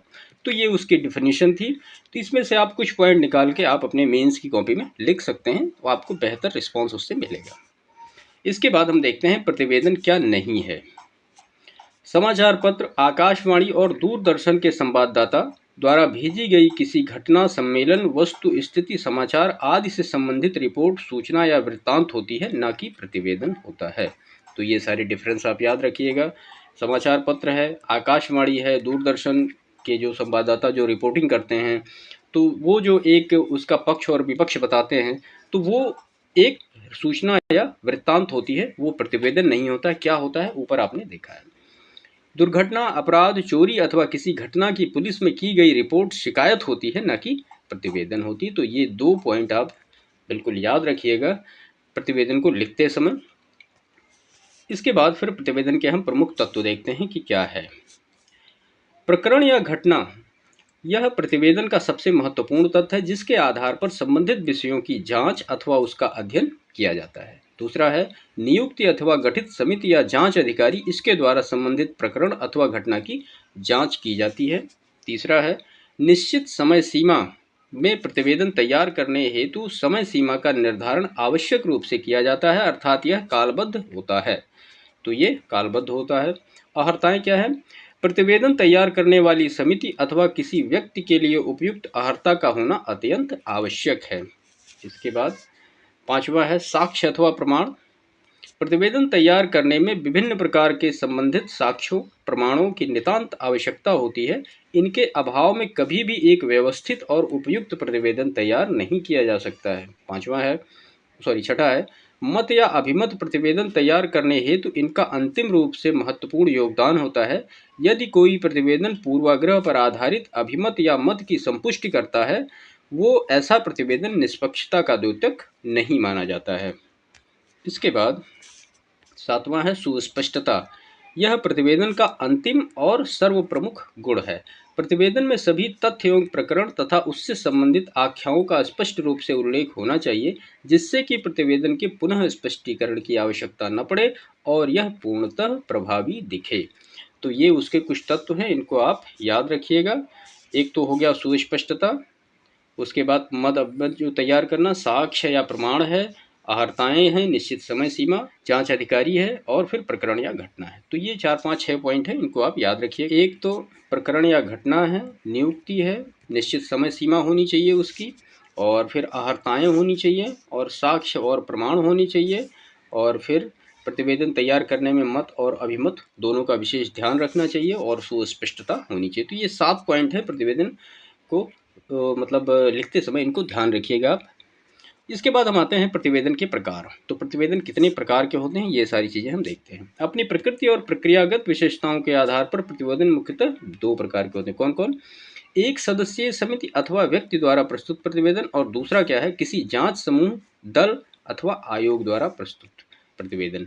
तो ये 2 होता है, या एक सदस्यीय या अथवा एक व्यक्ति द्वारा हो, या एक सदस्य अथवा व्यक्ति द्वारा प्रस्तुत हो, या फिर दूसरा जो होगा एक समूह जिसमें बहुत सारे लोग हों, और या एक आयोग जिसको हम कहते हैं उसके द्वारा। तो प्रतिवेदन 2 प्रकार के होते हैं, इनको याद रखिएगा आप। और फिर हम देखते हैं इसके बाद प्रतिवेदन के भाग। तो प्रतिवेदन के कितने भाग होते हैं? तो प्रतिवेदन के मुख्यतः 3 भाग होते हैं। कौन कौन से? पूर्ण कथन, उद्देश्य पूर्ण समिति की आवश्यकता, सदस्यता, कार्यकाल, अवधि व कुल संपादित बैठकों की संख्या आदि। दूसरा है जांच की पद्धति या रीति, प्रमाण स्वरूप, संबंधित व्यक्तियों से हुई बातचीत व तथ्य और आंकड़े एकत्रित करने के स्थान पर। और उसके बाद तीसरा इसका निष्कर्ष है दोषपूर्ण व्यक्ति और आरोपण के जिम्मेदार घटनाओं। इसके बाद चौथा है भविष्यगत अनुशंसाएं। तो ये जो है प्रतिवेदन के भाग हैं, ये 4 भाग आप याद रखिएगा। इसके बाद हम देखते हैं प्रतिवेदन का प्रारूप। तो ये सारी चीज़ें थी 1 बाय 1। अब यहाँ पे हम देखते हैं प्रतिवेदन कैसे लिखा जाता है। ठीक है, इसका प्रारूप क्या होता है। तो देखिए, सबसे पहले इसमें विषय होता है, उसके बाद फिर ये जो एक लिखा गया है संख्या क्या है, और किसके संबंध में प्रतिवेदन की रिपोर्ट दी जा रही है उसके बारे में पूरी डिटेल, और फिर ये जांच का विवरण समिति द्वारा, यहाँ पे पैराग्राफ में लिखा जाएगा, 1 2 3 जितने भी पॉइंट आएंगे वो सारे होंगे। और फिर अभिमत, समिति का मत क्या है, ये सारी चीज़ें यहाँ पे लिखी जाएंगी। और फिर निष्कर्ष क्या होगा समिति का, कि फाइनली निष्कर्ष क्या निकला उस समिति के आने से, या उस समिति ने निर्णय क्या लिया है। और फिर समिति द्वारा सुझाव, तो वो सुझाव यहाँ पे क्या क्या दिए गए हैं। ठीक है, और उसके बाद फिर सदस्य होंगे, और उसके बाद फिर अध्यक्ष के हस्ताक्षर होंगे। ठीक है, तो ये सारा फॉर्मेट आप थोड़ा दिमाग में रखिएगा। यहाँ नीचे सबसे अध्यक्ष होगा, और फिर सदस्य, जितने भी सदस्य होंगे 1 2 3 4 5 ऐसे ऐसे आप लिखते यहाँ चले जाएंगे, जितने भी सदस्य होंगे उनके सारे नाम आ जाएंगे। तो ये जो होता है ये प्रतिवेदन का प्रारूप होता है। एक बार फिर से हम देख लेते हैं। विषय हो गया, और स्थिति, मलिन, बस्ती संख्या, ये मतलब एक ये तो प्रारूप है। आपको जिस संबंध में मिलेगा प्रश्न आप उसके हिसाब से लिखेंगे। और फिर किसके संबंध में प्रतिवेदन की रिपोर्ट प्रस्तुत करनी, जांच विवरण, समिति द्वारा क्या क्या जांच की गई उनकी डिटेल होगी। उसके बाद फिर समिति का मत क्या है, और उसके बाद फिर उसका फाइनली निष्कर्ष क्या निकला है, और निष्कर्ष निकलने के बाद उसका सुझाव क्या है। ये सारी चीज़ें यहाँ पे आएंगी। और फिर सदस्य आएंगे, और दाहिने तरफ सबसे नीचे जो होगा वो अध्यक्ष होगा, उसका नाम होगा, हस्ताक्षर होगा। हाँ, ये भी चीज़ें आप ध्यान रखिएगा, नाम जो होगा वो ब्रैकेट में होगा, हस्ताक्षर के ऊपर होगा, उसके बाद नीचे दिनांक होगा। ऐसे ही सदस्य के बारे में भी पूरी डिटेल 1 बाय 1 सब लिखी जाएगी। तो ये जो है प्रतिवेदन का प्रारूप था। अब इसके बाद हम देखते हैं प्रतिवेदन का उदाहरण क्या क्या है। ठीक है, तो प्रतिवेदन का उदाहरण क्या होगा इसको हम 1 बाय 1 देख लेते हैं एक बार। देखिए, ये एक सैंपल है। तो ये यहाँ पे लिखा गया प्रयागराज जनपद स्थित, ये सारी चीज़ें यहाँ पे लिखी गई हैं। मतलब प्रतिवेदन की रिपोर्ट, किस चीज़ के बारे में प्रतिवेदन की रिपोर्ट दी जा रही है। जांच का विवरण यहाँ पे लिखा गया है कि क्या क्या जांच की है जो समिति बैठी है, 1 नंबर में, 2 नंबर में, 3 नंबर में।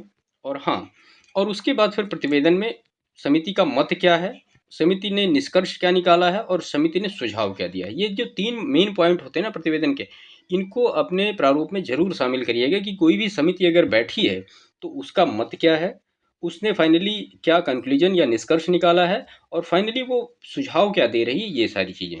ठीक है, और उसके बाद फिर सदस्य होंगे, और फिर यहाँ पे हस्ताक्षर होंगे।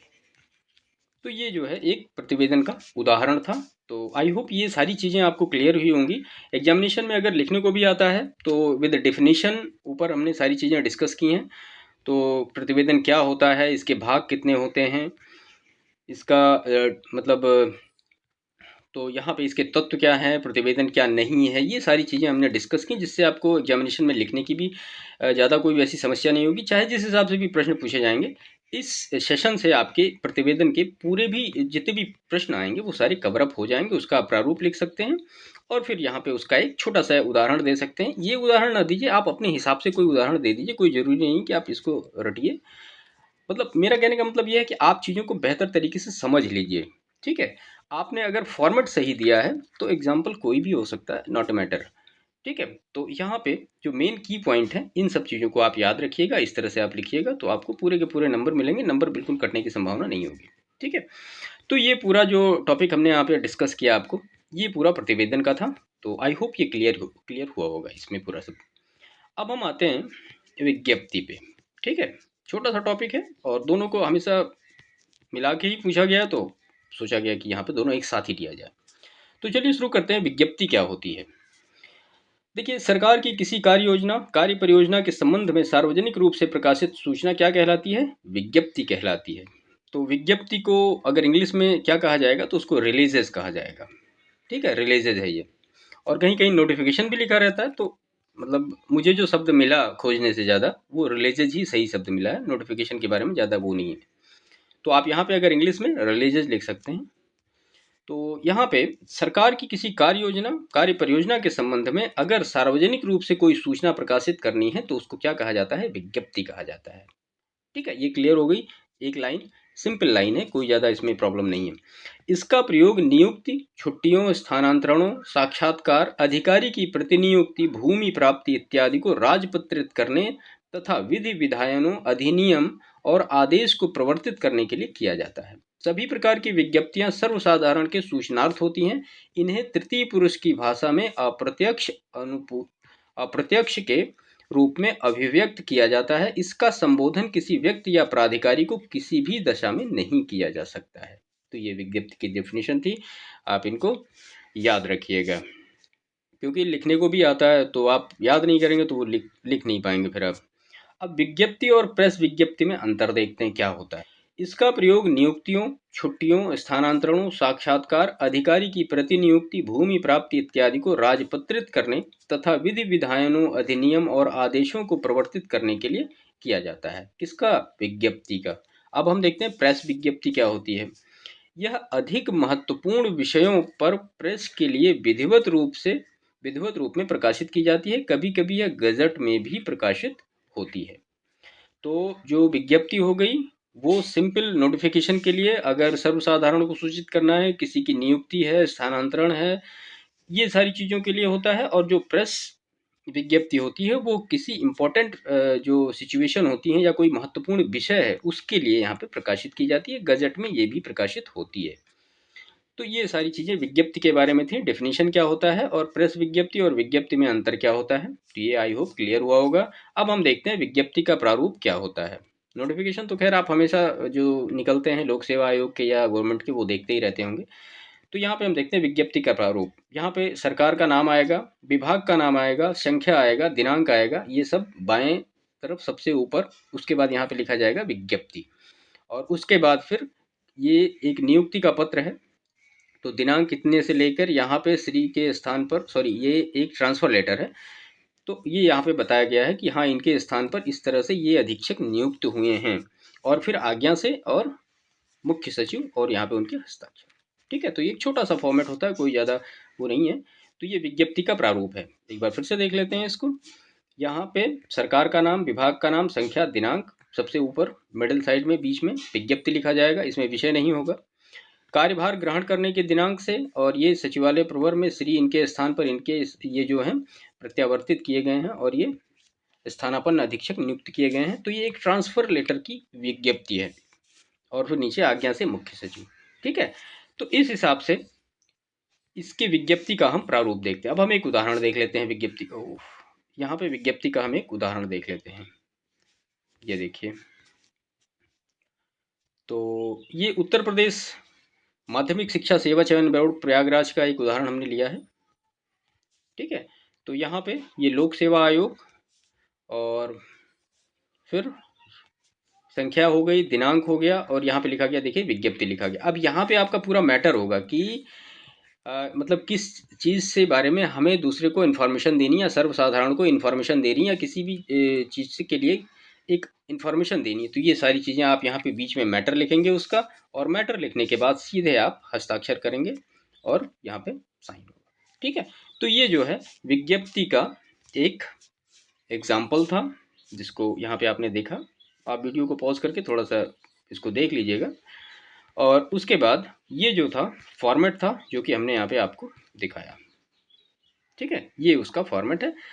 देखिए, अगर फॉर्मेट आपको क्लियर है माइंड में, तो फिर आप जो उदाहरण है वो अकॉर्डिंग टू क्वेश्चन जो पूछे जा रहे हैं, या अपने हिसाब से अगर उदाहरण भी आपको लिखना है तो कोई भी उदाहरण आप लिख सकते हैं, उसमें कोई दिक्कत नहीं। आप यही उदाहरण लिख सकते हैं या किसी की नियुक्ति पत्र का उदाहरण दे सकते हैं, ये कि इनके स्थान पर इनकी नियुक्ति हो रही है यहाँ पे इस विभाग में, तो ये सारी चीज़ें आप इस तरह से लिख सकते हैं। हाँ, फॉर्मेट आप जरूर याद रखिएगा, सरकार, विभाग का नाम, संख्या, दिनांक और विज्ञप्ति यहाँ जरूर लिखा जाएगा, और नीचे फिर आज्ञा से जो साइन होगा वो होगा। तो ये विज्ञप्ति के बारे में पूरी डिटेल थी। तो सबसे पहले हम शुरू करते हैं टिप्पण के बारे में कि टिप्पण क्या होता है, उसकी डेफिनेशन क्या होती है, और जो उसमें कुछ की पॉइंट होते हैं वो सारी चीज़ें वन बाय वन यहाँ पे हम समझते हैं। तो चलिए शुरू करते हैं वन बाय वन सारी चीज़ों को। देखिए, अंग्रेजी में प्रयुक्त नोटिंग शब्द का अर्थ, हिंदी अर्थ क्या होता है? टिप्पण। ठीक है, विभिन्न कार्यों से संबंधित अनेक पत्र एक कार्यालय से प्रतिदिन आते रहते हैं, जिस पर संबंधित अधिकारी विचार विनिमय करते रहते हैं और उचित एवं आवश्यक टिप्पणी देते हैं। अधिकारी द्वारा रिमार्क्स टिप्पणी कहलाती है तथा इस प्रक्रिया को टिप्पण कहा जाता है।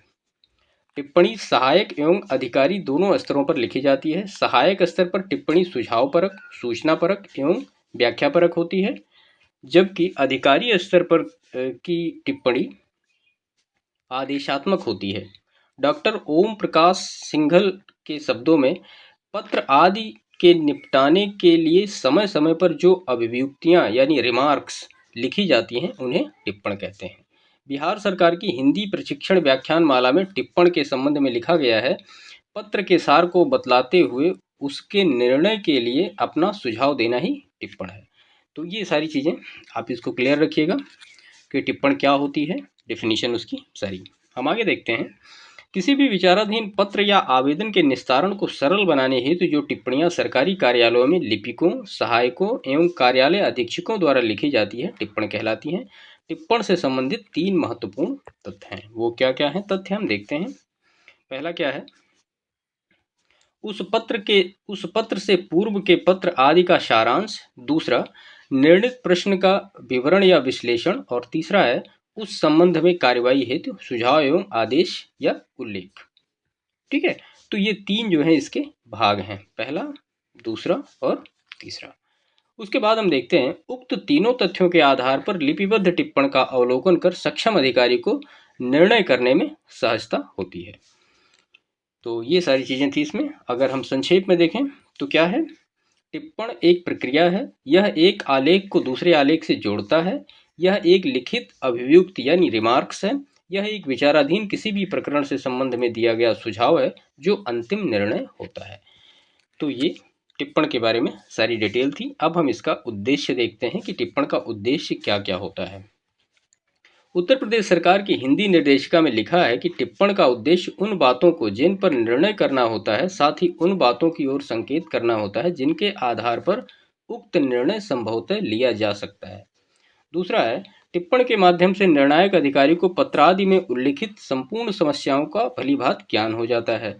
तीसरा है, इसका उद्देश्य विचाराधीन पत्र की सभी बातों को स्पष्ट रूपेण एवं तर्कानुसार प्रस्तुत करना है। चौथा है, इससे क्रियान्वयन हेतु अनेक विकल्पों का बोध हो जाता है। पांचवा है, इसके माध्यम से यह सरलतापूर्वक बताया जा सकता है कि क्रियान्वयन हेतु किस विकल्प का चयन करना चाहिए तथा अन्य को क्यों छोड़ देना चाहिए। छठा है, किन परिस्थितियों एवं विचारों के परिणाम स्वरूप अमुक निर्णय लिया गया टिप्पण से ज्ञात होता है। टिप्पण के आंतरिक एवं बाह्य 2 पक्ष होते हैं। टिप्पण से संबंधित कुछ महत्वपूर्ण बातें और उनकी विशेषताएं हम देखते हैं वन बाय वन सारी। टिप्पण यथासंभव संक्षिप्त व सुस्पष्ट होना चाहिए। टिप्पण लेखन में यथासंभव तटस्थता का ध्यान रखना चाहिए। तीसरा है, टिप्पण में यदि किसी विषय का खंडन किया गया है तो वह बहुत ही शिष्ट और संयत भाषा में किया जाना चाहिए। किसी भी स्थिति में व्यक्तिगत आरोप या आक्षेप से सर्वथा बचना चाहिए। चौथा है, टिप्पण सदैव प्रकरण के अनुकूल होना चाहिए, विषयांतर लेखन निषेध है। पांचवा है, टिप्पण मूल पत्र पर नहीं लिखा जाना चाहिए, उसके लिए किसी अन्य कागज का प्रयोग करना चाहिए। छठा है इसका, यदि एक ही विषय से संबंधित कई बातों पर पृथक पृथक आदेश लिए जाने की आवश्यकता हो तो उन सब पर अलग अलग टिप्पणी लिखा जाना आवश्यक होता है। सातवां है, कार्यालय की तरफ से लिखित टिप्पण में उन सभी बातों का सही सही उल्लेख होना चाहिए जो पत्रावली के लिए निस्तारण हेतु आवश्यक हैं। आठवां है, लिखे गए विषय के अनंतर लिपिक या सहायक को नीचे बाईं तरफ हस्ताक्षर करना चाहिए और साथ ही साथ दाईं तरफ का स्थान उक्त अधिकारी के हस्ताक्षर हेतु छोड़ देना चाहिए। नौवां है, जहां तक संभव हो सके एक विषय पर कार्यालय की ओर से एक ही टिप्पण दिया जाना चाहिए। और दसवां इसका पॉइंट है, यदि किसी अधिकारी का किसी विचाराधीन पत्र पर कोई स्पष्ट आदेश हो तो टिप्पण लेखन के समय उस आदेश को यथावत उद्धृत करना चाहिए। 11वां पॉइंट है, पत्रावली के निस्तारण हेतु कार्यालय की तरफ से लिखित टिप्पण में उन सभी बातों या तथ्यों का सही सही उल्लेख होना आवश्यक है। 12वां पॉइंट है, पत्रावली में संलग्न पत्रों के क्रमानुसार ही टिप्पण का क्रम होना चाहिए। और सामान्यतया टिप्पणी लेखन का कार्य दो स्तर पर किया जाता है, अधिकारी स्तर पर और सहायक स्तर पर। ठीक है, इन दोनों स्तरों पर जो टिप्पणियां लिखी जाती हैं उनमें लिखने के प्रकार में अंतर रहता है। अधिकारी स्तर की टिप्पणियों में क्रम संख्या तथा पत्राचार भाग की पृष्ठ संख्या नहीं रहती है, तो ये आप याद रखिएगा। लेकिन सहायक स्तर की टिप्पणी में इन दोनों बातों का होना आवश्यक है। ठीक है, तो दो स्तर पे कौन कौन लिखे जाते हैं, एक अधिकारी स्तर पर और एक सहायक स्तर पर। अधिकारी स्तर पे क्या क्या चीजें नहीं होती हैं, एक तो क्रम संख्या और पत्राचार भाग ये नहीं होता है, लेकिन सहायक स्तर पर ये दोनों चीजें होती हैं, तो इनका आप ध्यान रखिएगा। इसके बाद फिर टिप्पणी के मुख्य भेद, तो तीन भेद होते हैं टिप्पणी के, सूक्ष्म टिप्पण और संपूर्ण टिप्पण और अनुभागीय टिप्पण। आइए देखते हैं इनके बारे में डिटेल क्या क्या है। हालांकि कुछ विद्वानों ने उपयुक्त भेदों को और वर्गीकृत करके नेमी, अनौपचारिक, नैत्य, नित्य क्रमिक तथा अनुवर्ती टिप्पण के रूप में विभाजित किया है, जो मुख्य टिप्पण भेदों के उपांग हैं। ठीक है, तो टिप्पण के मुख्य भेद में हम देखते हैं सूक्ष्म टिप्पण क्या होता है। कार्यालय में कुछ पत्र पर अनुभाग अधिकारी बाईं और हाशिए पर निर्देश देता है, ये निर्देश संक्षिप्त होते हैं, उन्हें सूक्ष्म टिप्पण कहा जाता है। ठीक है, सूक्ष्म टिप्पण के सामान्य रूप से अवलोकनार्थ, सम्मति हेतु, स्वीकृति हेतु आदि वाक्य लिखे जाते हैं। अधिकारी भी अवलोकन किया, ठीक है, देख लिया आदि वाक्य लिखकर लौटा देता है। तो सूक्ष्म टिप्पण आपको समझ में आया। अब हम देखते हैं संपूर्ण टिप्पण क्या होता है। किसी भी विषय या मसले के संबंध में किया गया वह टिप्पण कार्य जिससे पूरी स्थिति स्पष्ट हो जाती है उसे संपूर्ण टिप्पण कहा जाता है। प्रायः किसी उलझे हुए विवादग्रस्त विषय के लिए इस प्रकार की टिप्पणी की जाती है। इसके अंतर्गत पत्र की पृष्ठभूमि, पुरानी पत्रावली, नियम, उपनियम, पहले किए गए नियम, तर्क सहित सुझाव, न्यायिक आदेश आदि समाहित किया जाता है। इसके बाद हम देखते हैं टिप्पण और प्रारूपण में अंतर क्या होता है।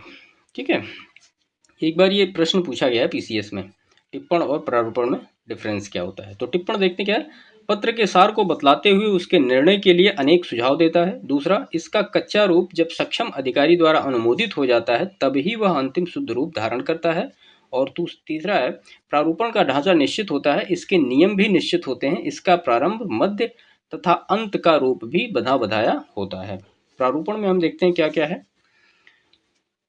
प्रयुक्त पत्र, परिपत्र एवं सूचना आदि का पहला कच्चा रूप तैयार करता है। दूसरा, इसमें न तो कच्चा रूप तैयार होता है और न ही उसमें संशोधन किया जाता है। तीसरा, टिप्पण का रूप निश्चित नहीं होता क्योंकि टिप्पण लिखने वाले को पहले सोचना पड़ता है तथा इस वाक्य में अनेक तथ्य, आंकड़े, नियम, उपनियम, सुझाव व तर्क आदि एकत्र करने पड़ते हैं। तो ये टिप्पण और प्रारूपण के डिफरेंस हैं, आप इनको नोट कर लीजिएगा, एग्जामिनेशन में पूछा ही जाता है। इसके बाद हम देखते हैं अनुभागीय टिप्पणी, जो टिप्पणी के तीन भेद थे, सूक्ष्म, संपूर्ण और अनुभागीय। कभी कभी ऐसी स्थिति आती है कि एक ही कार्य के लिए अलग अलग अनुभागों एवं विभागों की अनुमति लेनी पड़ती है। इसके लिए संबंधित पत्रावली विभिन्न अनुभागों में टिप्पणी के लिए भेजा जाता है। सभी जगह से टिप्पण प्राप्त हो जाने के बाद कार्य या मांग के अनुसार संपूर्ण टिप्पण तैयार किया जाता है। तो ये टिप्पणी के भाग थे, उसकी कुछ विशेषताएं थी। अब हम देखते हैं टिप्पण के चरण। ठीक है, टिप्पणी या टिप्पणी का मतलब सिंपल होता है कि टिप्पण लिखने की जो विधि होती है उसको हम टिप्पणी कहते हैं। तो टिप्पण के कितने चरण होते हैं? 5। आवती का विषय, कारण, नियम, कार्यालय की स्थिति तथा सुझाव, ये सारे 5 चरण होते हैं। अब वन बाय वन हम सारा देख लेते हैं। प्रथम चरण प्रेषक की मांग से संबंधित होता है। द्वितीय चरण कागज तथा तृतीय चरण उसके संबंध में क्या नियम है वह बताया जाता है। चतुर्थ चरण में कार्यालय के कामकाज को देखते हुए उसकी मांग के औचित्य पर प्रकाश डाला जाता है। जबकि अंतिम चरण यानी जिसको हम पंचम चरण कहते हैं में टिप्पणी प्रस्तुतकर्ता अपना सुझाव देते हुए टिप्पणी अधिकारी के समक्ष अनुमोदन के लिए प्रस्तुत कर देता है। अब देखते हैं टिप्पण तथा संक्षेपण में अंतर। टिप्पण और संक्षेपण में अंतर क्या होता है? तो टिप्पण में अभिव्यक्ति यानी रिमार्क देना अनिवार्य है, क्योंकि टिप्पण देते समय अधिकारी अपना मत भी स्पष्ट करता है, सुझाव भी देता है और आदेश निर्देश भी देता है। दूसरा, टिप्पण में नियम, अधिनियम, अध्यादेश, पूर्व निर्णय आदि का दृष्टांत रूप से अंकित किया जाता है। तीसरा है, टिप्पण छोटा हो ऐसा अनिवार्य नहीं है। ठीक है, क्योंकि अभी आपने टिप्पण के टाइप देखे तो 3 टाइप के, सूक्ष्म है, संपूर्ण है, तो ये अलग अलग डिपेंड करता है। संक्षेपण क्या है? संक्षेप में लिखने वाला अपनी ओर से कोई कुछ नहीं कहता, वह तो विषय को पढ़कर मूल से छोटा कर देता है। संक्षेपण में दृष्टांत आदि का उल्लेख नहीं किया जाता है। और तीसरा है, संक्षेपण के लिए यह अनिवार्य है कि वह मूल से छोटा होना चाहिए।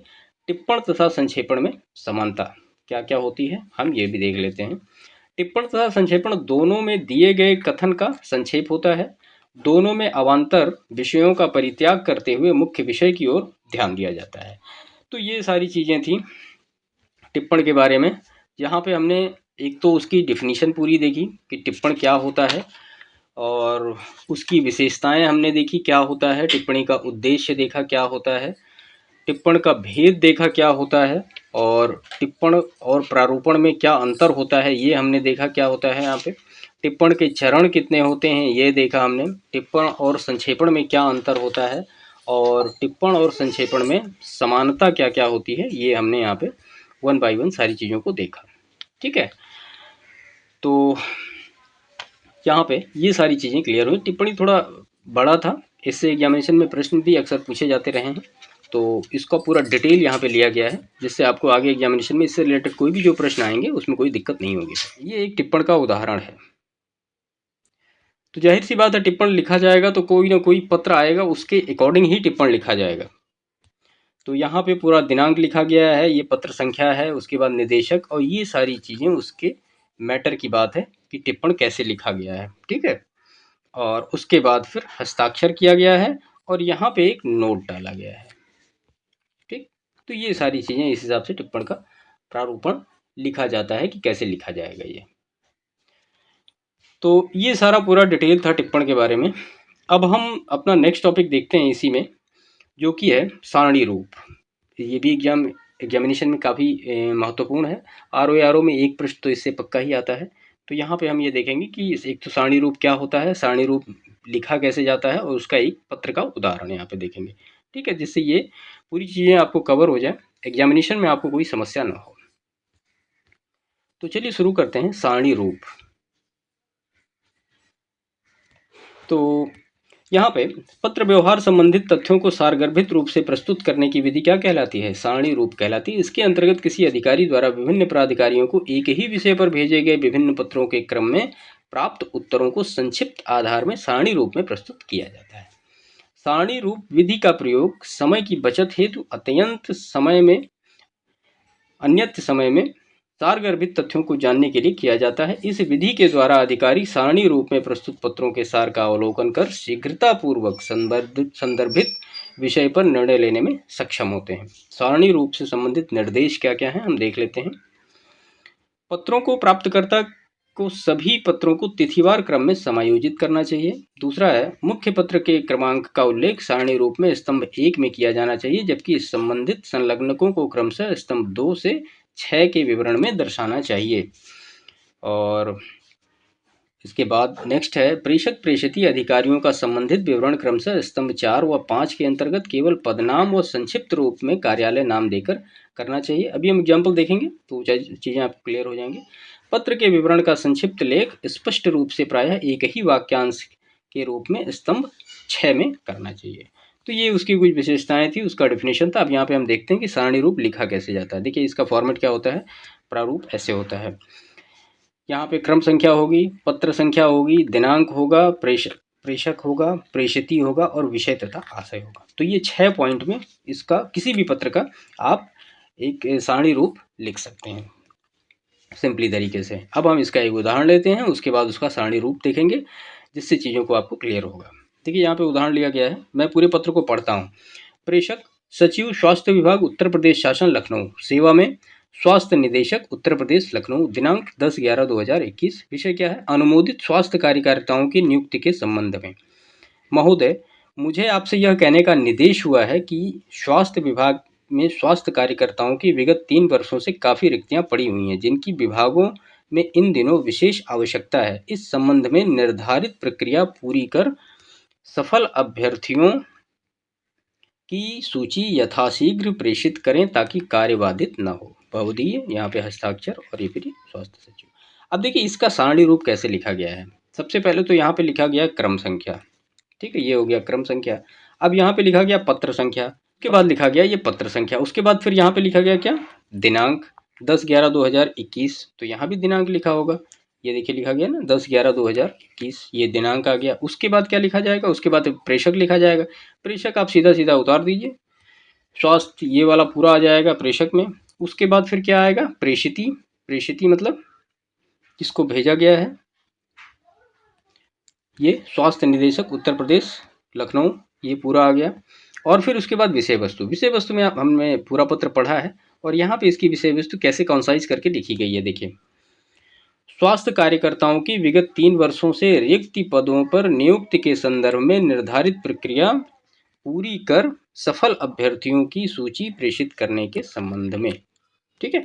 तो ये सारी चीज़ें इस तरह से आप इनको कॉन्साइज करके उसका पूरा विषय जो एक हिसाब से जो इंटरनल मैटर है वो उसका पत्र का कॉन्साइज वे आपने उसको यहाँ पे लिख दिया। तो ये सिंपल तरीके से आप किसी भी पत्र का सारणी रूप आप इस तरह से लिख सकते हैं। तो इसमें से सारा सब कुछ दिया रहता है। अगर आपको सोचना थोड़ा सा पड़ेगा तो ये विषय वस्तु जो ये लिखी जाती है या आशय, इसमें थोड़ा सा आपको सोचना पड़ेगा। बाकी इन चारों में आपको कुछ नहीं सोचना पड़ेगा।